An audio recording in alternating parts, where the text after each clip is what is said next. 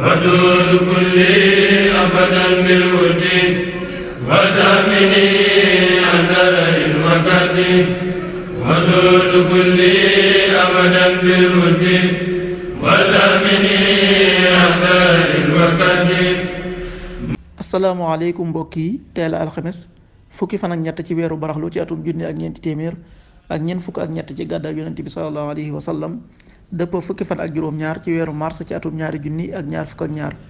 fukki fan ak ñett dafa bokk ci lim yu fàtt yi kon tey ci alxames ji rafetul des ci tere wattandiku ku ca watu wala ku ca daloo wala ku ca takk ab sëy wala ku ko ci yeggale wala ku ca san ci kër wala ku ca tàmbali dara ak yu mel na ñoom. ñaanu bis bi yow yàlla na nga ma soril yuñ si bi jikko yi ak bëgg-bëgg yi ak jëf yi ak jàngoro yi. allahumma janibni munkaraatil axlaaqi wal ahwa wal amali wal adawa.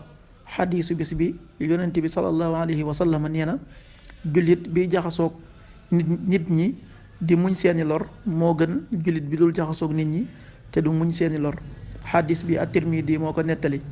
qaala rasulullahi sallallahu alayhi wa sallam al muslimu ida kaana muxaalitan an naasa wa yasbiru ala adaahum xayrun min al muslimi alladi laa yuxaalitu nnaasa wala yasbiru ala adaahum rawahu Tirmidi.